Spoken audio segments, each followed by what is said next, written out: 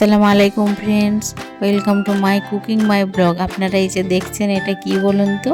এটা আমরা মাটির তলার লাল আলু বা রাঙা আলু বলি। আপনারা এটাকে কি নামে বলেন অবশ্যই কমেন্ট করে জানাবেন। চলুন এই আলু রান্নাটা আমি আপনাদের আজকে করে দেখাবো।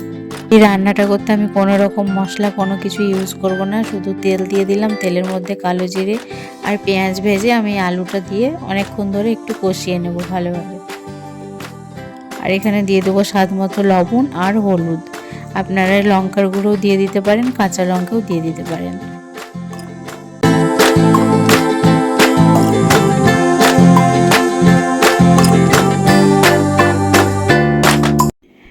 দেখলেন আর কিছুই আমি ইউজ করলাম না। এখানে জল দিয়ে ভালোভাবে অনেকক্ষণ ধরে সেদ্ধ না হওয়া অবধি ফুটিয়ে নিয়েছি।